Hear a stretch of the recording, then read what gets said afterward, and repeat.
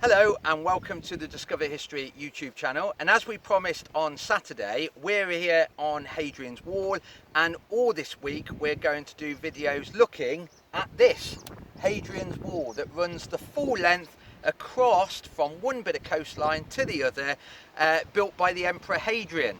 Now, just looking at the Emperor Hadrian, he was actually the 14th emperor, and he was actually one of the best and one of the most well-liked emperors of ancient Rome.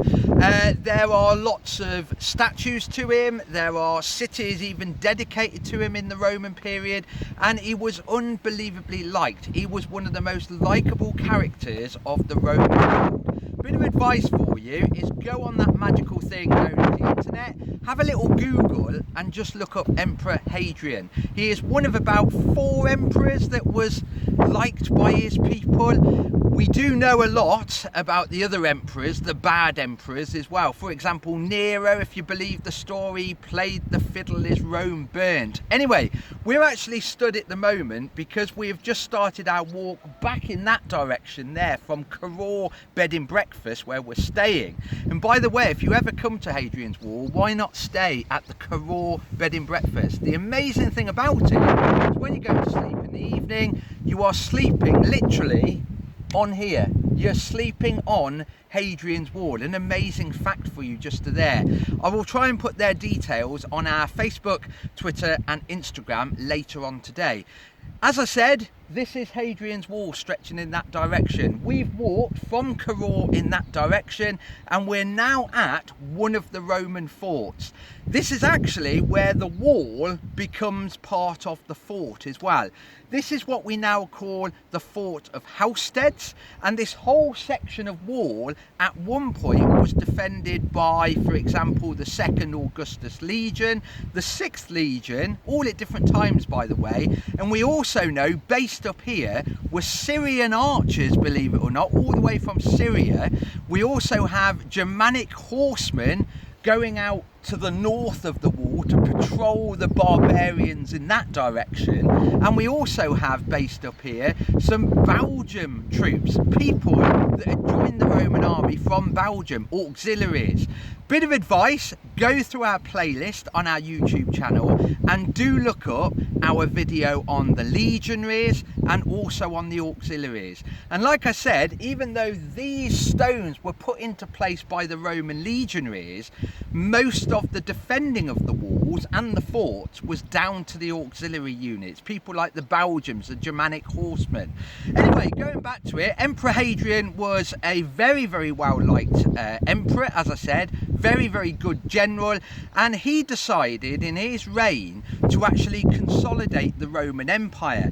As we said on Saturday, the Romans came here in 43 AD and then moved north. In the year 122 AD, Emperor Hadrian said he wanted to consolidate the empire that he had and decided to build fortifications and walls.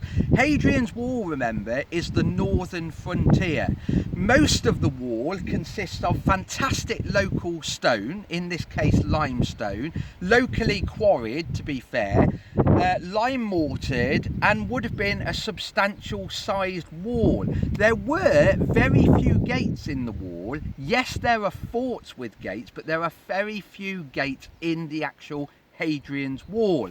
The gate in the distance at the bottom there is actually one of only a few gates that lead out into the barbarian north. So down there would have been some soldiers, and when wagons approached or people approached on foot, they would have searched the wagons there and decided if they should be let within the Roman Empire.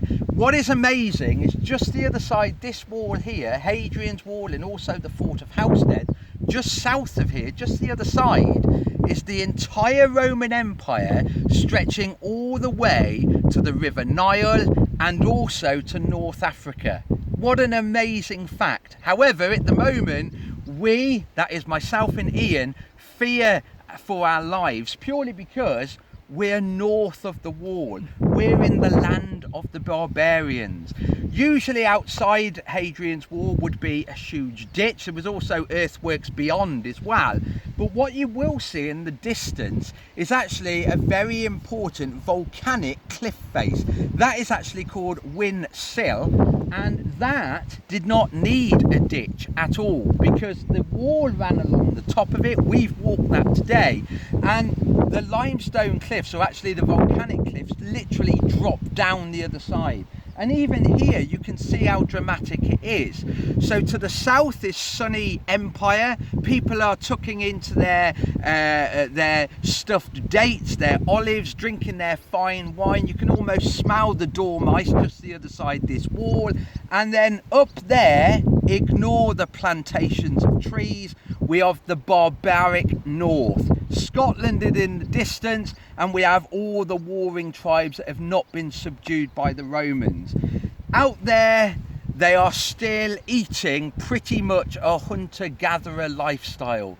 They are picking the nuts and berries, they're roasting their meats that they have caught, the fish from the rivers, they're living in their roundhouses, and they are celebrating some very strange things. Whereas over there, where actually the sun is, that's where we're now starting to live, in the towns and in the cities, and we've got nice layouts of roads, nice rectangular and square buildings. We're civilized over there. So hopefully you have enjoyed this, our first video literally on the wall.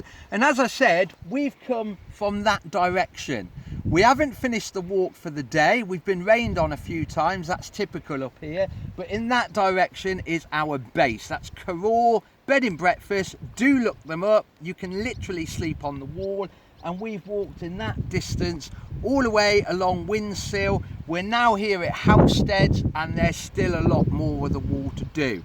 We're here all week. Helen is recuperating in that direction there. She's actually manning things like our phone. I think she's doing some more website updating as well. She's relaxing, and myself and Ian, we're on the move. We're following in the line of the legions, following the wall all the way from one bit of coastline to the other. We haven't started at the coast, we're not going to finish at the coast, but we're going to do sections, making sure that by the time we've completed our little trip up here, we would have done from one end of the wall to the other. As you can imagine, I am very much an enthusiastic person when it comes to history, more so on the Roman period and more so on Hadrian's Wall, because I think Hadrian's Wall is a fantastic thing that we've got. As the COVID-19 restrictions are being eased now, do come up, do have a tour around, and please support heritage.